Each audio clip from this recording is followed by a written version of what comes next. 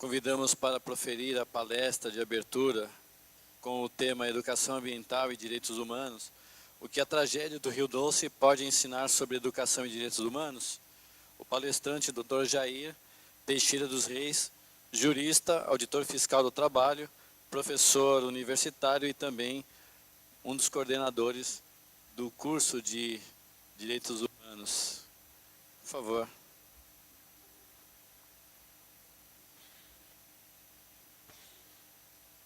Essas caixas aqui, que às vezes eu circulo e vou acabar tropeçando por aqui.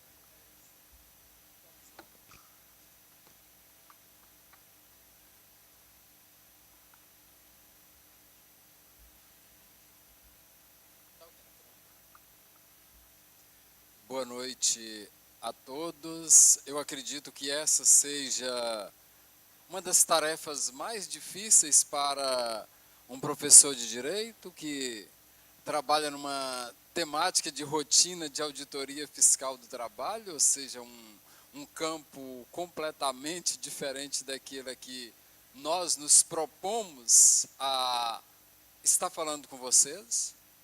Diante de toda essa nossa parte introdutória, que nos faz refletir mais de uma vez sobre aquilo que nos tínhamos proposto a falar com vocês, a palestra do qual eu pretendia falar, ela já ficou fora do contexto até aqui pensado.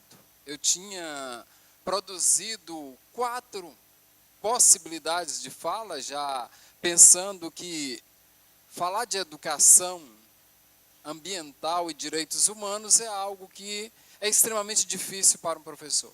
E é difícil porque é algo que eu tenho que repassar para vocês levarem para a sala de aula. Então isso acaba nos deixando com uma tarefa um pouco mais difícil.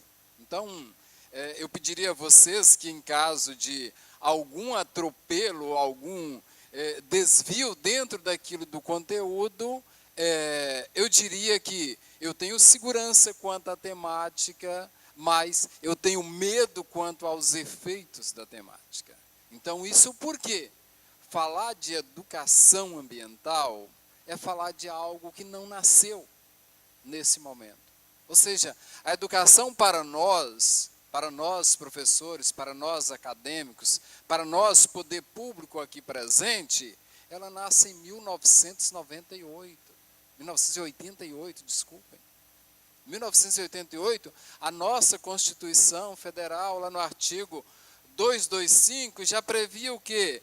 Que caberá a todos nós promover a educação ambiental em todos os níveis de ensino. Será se nós fizemos isso? Será se o professor do ensino fundamental fez isso, vem fazendo isso diariamente? Eu diria para vocês que a maior dificuldade que nós temos quanto a essa temática de educação ambiental dentro do campo dos direitos humanos, ela se assenta na seguinte colocação: é um tema transversal. Todos terão que tratar dela, independente do seu conteúdo. Eu, há poucos momentos, estava falando com o professor Márcio. O professor Márcio, ele é professor de Educação Física. Por acaso, ele caiu e é nosso tutor no curso de Educação e Direitos Humanos. Eu tenho que chegar para ele e dizer: você, durante as suas aulas de Educação Física, terá que incluir dentro da sua temática, não como sendo uma disciplina específica, educação ambiental. Cada um de vocês. Aí eu volto para a sociedade e digo: secretária, todos os dias, diante das suas falas, diante do seu contato com todos aqueles que estarão à sua frente, você deverá falar de educação ambiental. Isso tem que ser o quê? Uma corrente para o qual nós não nos preparamos. Nós não nos preparamos por quê? Nós passamos lá pela Rio 1992, ou seja, você tem Rio mais 10, Rio mais 20, e nós temos Rio Doce morto. Ou seja, valeu a pena aquilo que nós fizemos, ou que pensávamos que tinha feito lá atrás, acerca dessa temática? Acredito eu que nós falhamos. Nós falhamos como professores, Educação ambiental no aspecto formal. Falhamos sim. Falhamos porque, imaginemos nós, é dever de cada um levar o conhecimento. É dever do Estado, como responsável pela nossa formação como professores, nos conduzir para que aplique essa temática.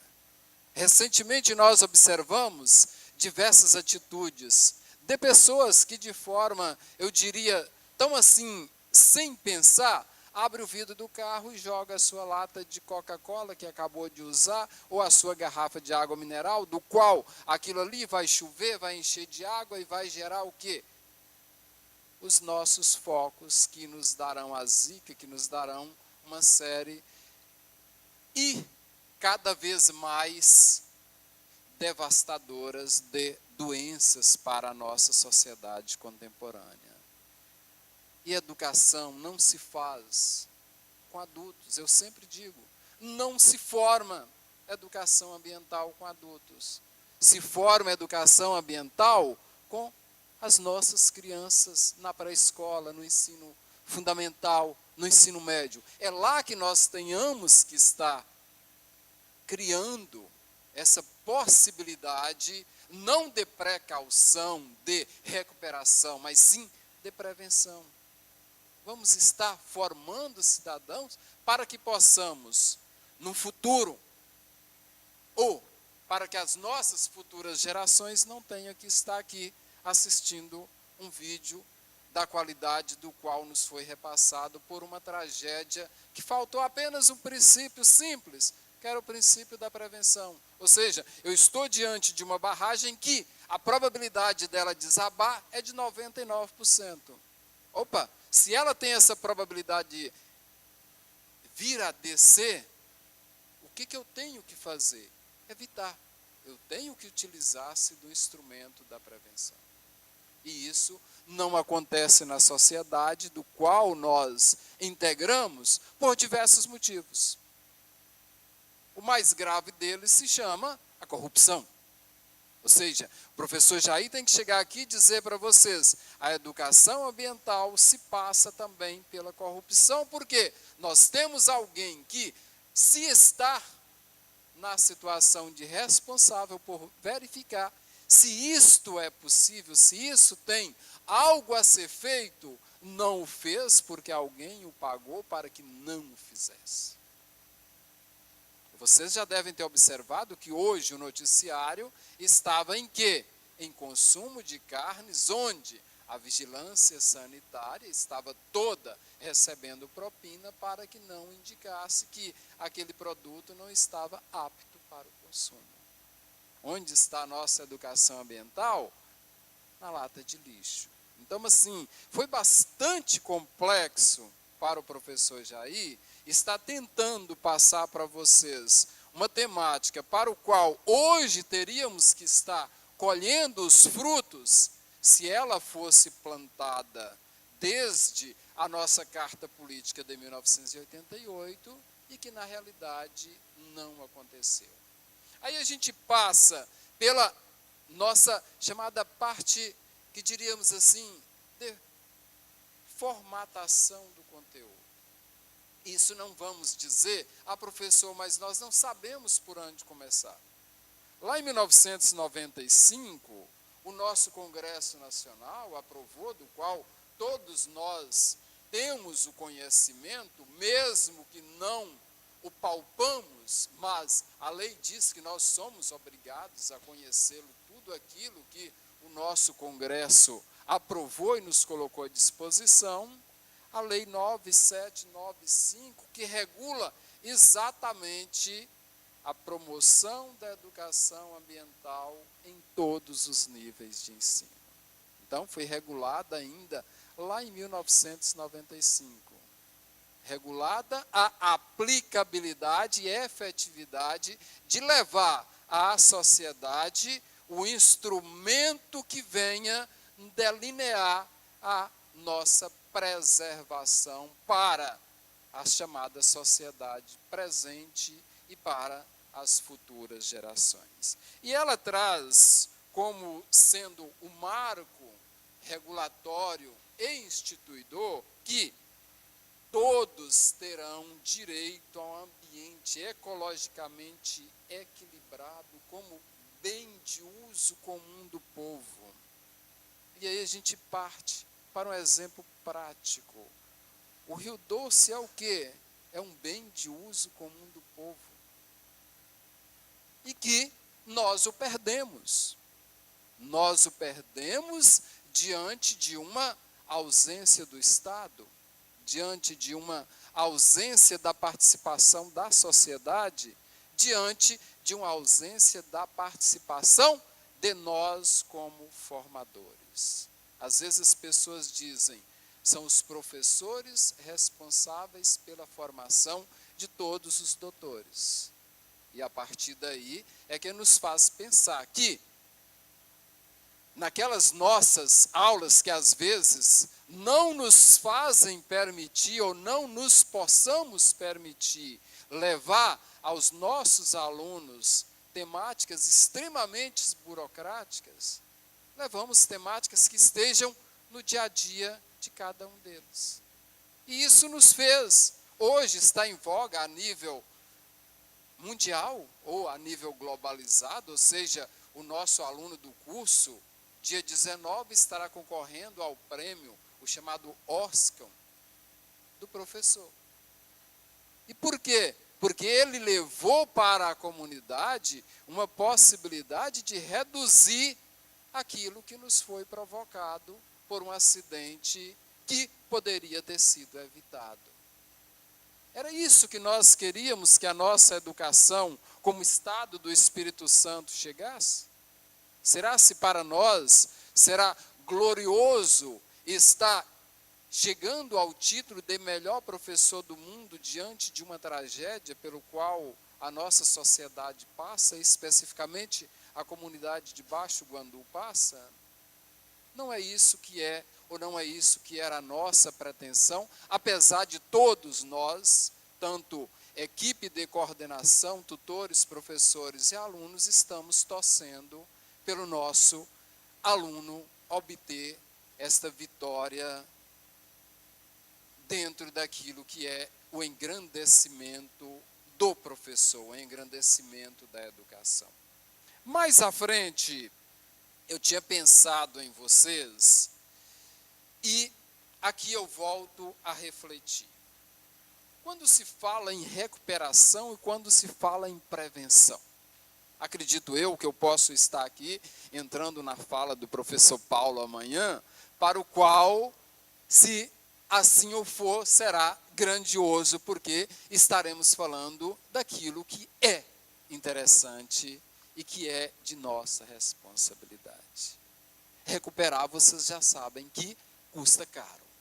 A recuperação, ela jamais chegará aos 100%.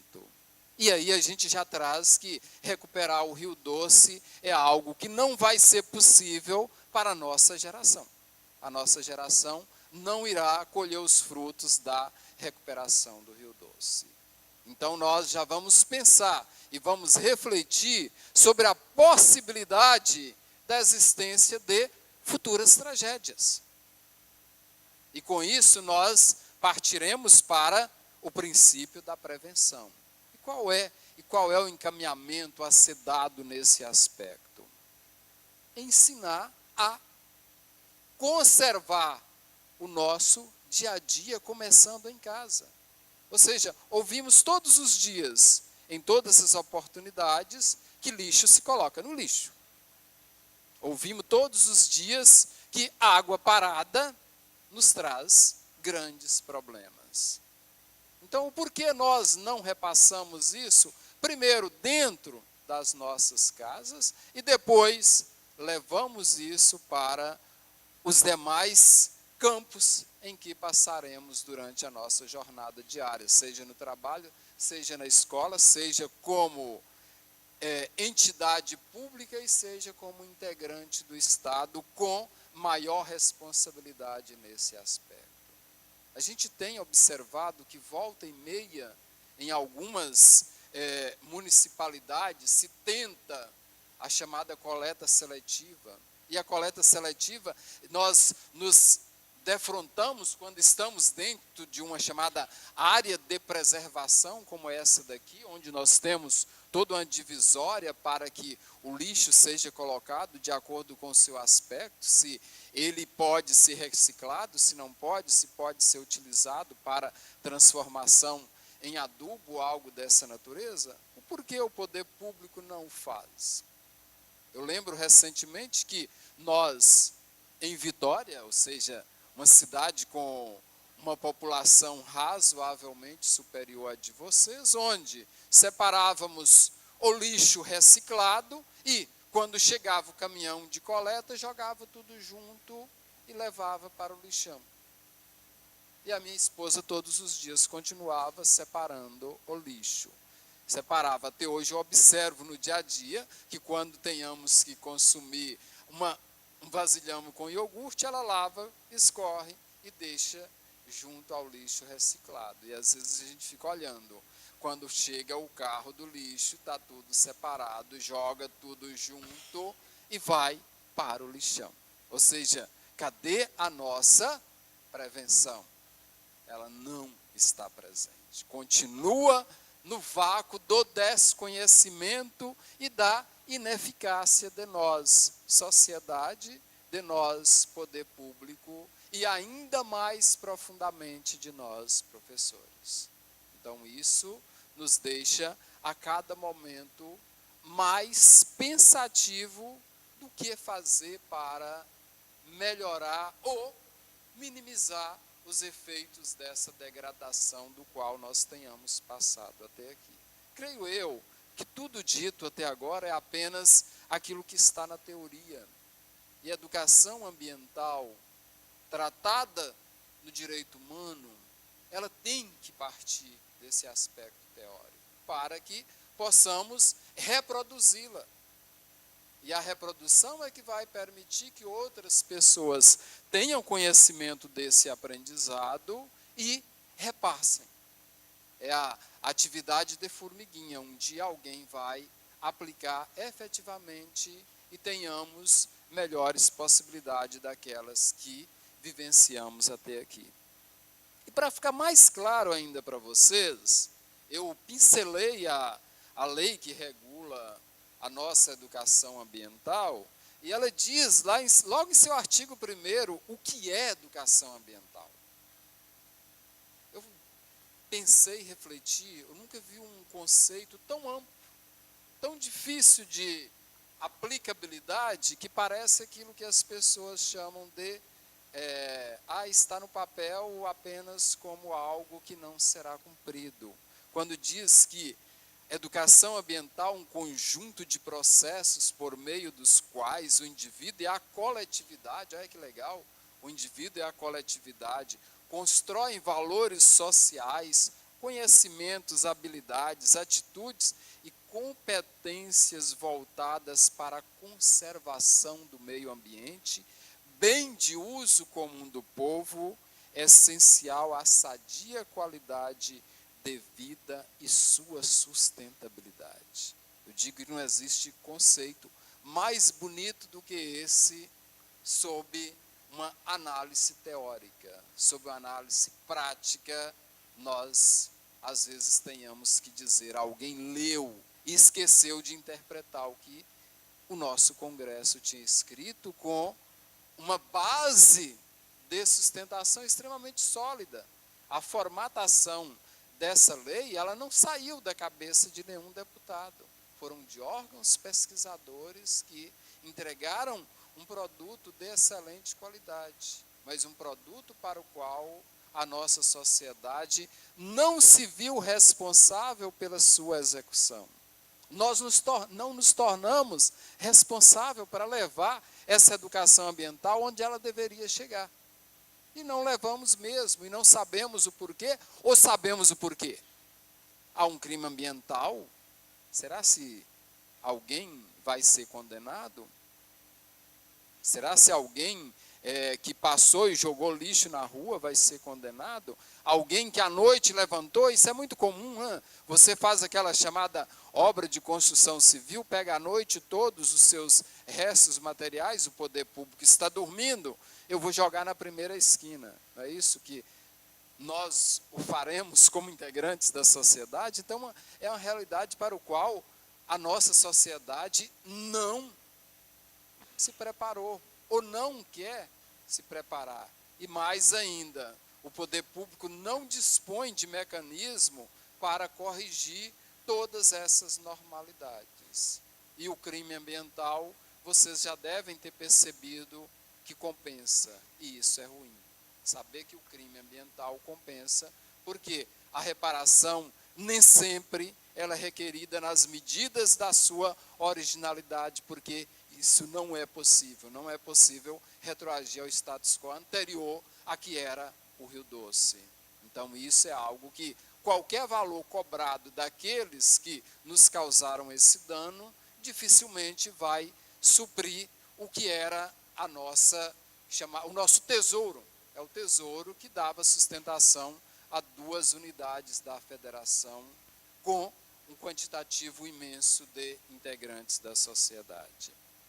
Aí, como princípio básico, eu separei dentro do nosso instrumento de regulação da educação ambiental só o traduzido no inciso 1, que a educação ambiental terá, olha que lindo, enfoque humanístico, enfoque holístico, enfoque democrático e participativo. Princípio é algo que está no chamado ápice do ordenamento. Princípio é para que seja respeitado e cumprido. Será se isso saiu do papel? Será se esse chamado enfoque humanista está sendo atingido como se pensou o legislador no momento em que se estabeleceu essa educação ambiental para aplicabilidade a todos nós, integrantes da sociedade? Acredito eu que a maioria de vocês devem estar perguntando por que o professor Jair nos trazem informação com esta amplitude ou magnitude, ou nos trazem algo do qual nós já sabemos e fingimos que não lemos. Será se nós o conhecemos como educação ambiental sob o seu aspecto formal e sob o seu aspecto não formal? Até isso a lei detalhou, que a educação ambiental é um componente essencial e permanente da educação nacional, devendo estar presente de forma articulada em todos os níveis e modalidades do processo educativo, em caráter formal e não formal. Volta e meia a gente chega para os professores da rede pública e perguntam: quantas vezes durante a aplicabilidade de sua disciplina de matemática você fala de educação ambiental? Mas, professor, no meu livro de matemática não tem nada de educação ambiental. E olha o que diz a lei nos obriga a fazer isso, a se tornar um componente integrante de todas as disciplinas, já que a educação ambiental não deve ser implantada como disciplina específica no currículo de ensino. O currículo de ensino, se ele tivesse uma disciplina de educação ambiental, assim dizem aqueles que analisam essa temática, isso é responsabilidade do professor X. Qualquer oportunidade que se fala em educação ambiental, não, isso é da professora Ana Paula, a disciplina é dela. O legislador buscou o quê?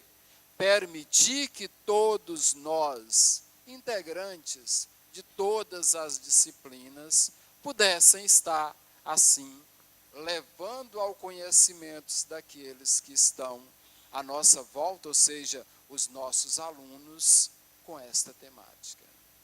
E aí a gente volta um pouquinho atrás. Será se a nossa Secretaria de Educação, aí a gente já busca o Estado, fomentou esses professores com conhecimentos para essa aplicabilidade? Será se em diversas oportunidades a Secretaria Municipal de Educação Estadual, ou mesmo o Ministério da Educação, estabeleceu uma rotina? A dia tal do ano letivo, a Secretaria de Educação vai instituir um dia de treinamento obrigatório com a temática de educação ambiental para todos os professores da rede pública, aberto aos professores da rede privada. Aí sim nós poderíamos e teríamos uma maior possibilidade de cobrança do nosso professor. Porque é muito fácil trazer para vocês, ou seja, professor Jair, que há muito tempo estuda essa temática de educação ambiental, a primeira vez que eu utilizei como um dos capítulos do meu livro de Direito Ambiental, não existia nada escrito sobre a temática. Nós não tínhamos nada. Já foi na quarta edição do meu livro que eu consegui alguns artigos ainda na rede de computadores que tratava da temática.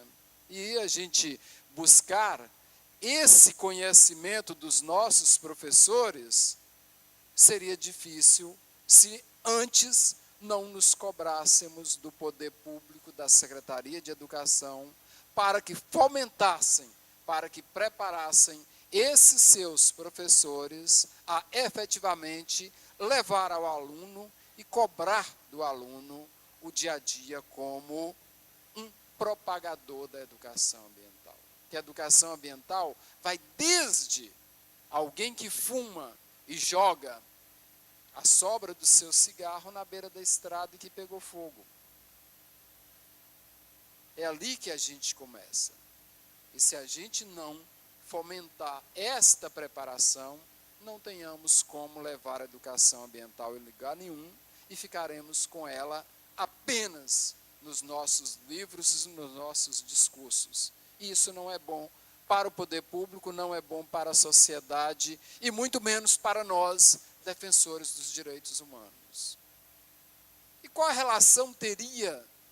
Aí a gente pergunta, educação ambiental, direitos humanos, e agora ainda mais um ingrediente bastante forte para aqueles que estão vinculados à Igreja Católica, a campanha da fraternidade está buscando levar à sociedade, uma parcela da sociedade, também a temática de preservação ambiental. Então nós já visualizamos alguns pontos da sociedade pensando nisso. Mas, ao tratar desta temática num curso de direitos humanos, aí a gente volta lá no dimensionamento dos direitos humanos ou das gerações dos direitos humanos e tenhamos que dizer, o direito ambiental, assim como a educação ambiental que o integram, é um direito humano de terceira dimensão. O porquê? É um direito que vai buscar atingir a coletividade, não ao particular de forma individualizada. Então, com isso, tenhamos que estar pensando, e pensando no sentido de permitir que a nossa temática não fique apenas nesse chamado mundinho.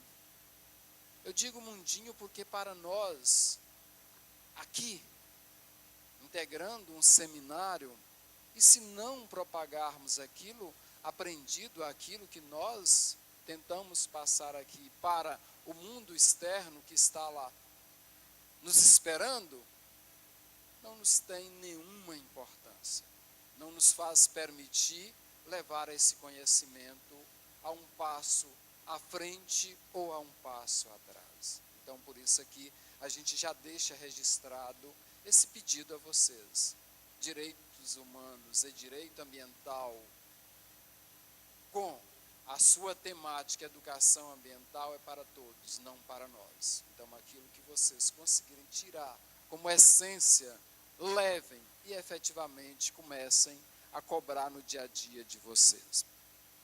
Em relação ao terceiro item do qual eu tinha incluído para vocês dentro de uma das formatações pensadas, era a questão de educação ambiental não formal.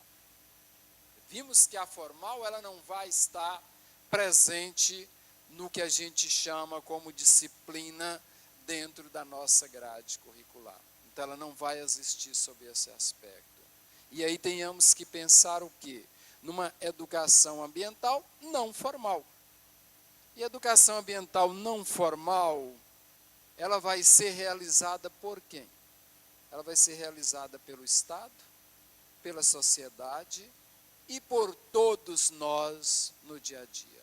Por isso que aqui a gente tem a seguinte, lá no nosso Plano Nacional de Educação, traz a seguinte informação, do qual eu repasso para vocês.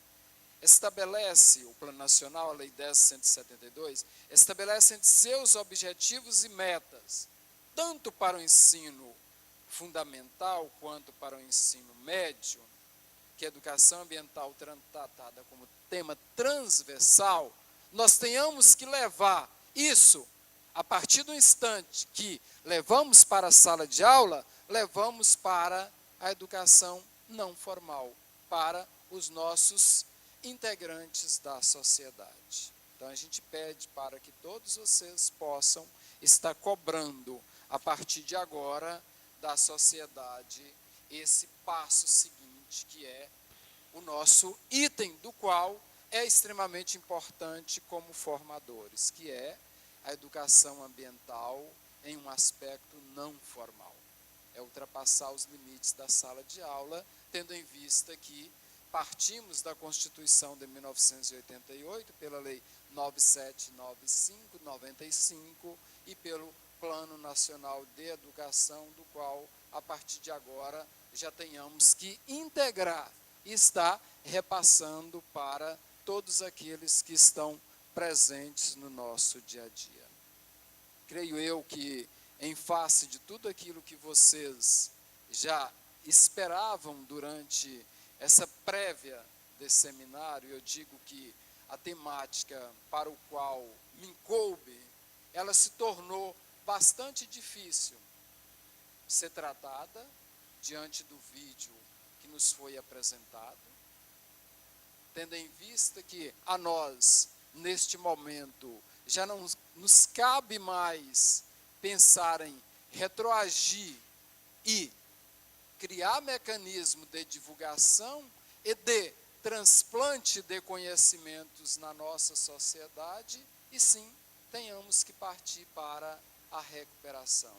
E vamos aqui pedir a todos vocês que tratemos com carinho a recuperação daquilo que perdemos no mundo do direito ambiental, para que assim possamos garantir os direitos humanos fundamentais às nossas presentes e futuras gerações. Muito obrigado.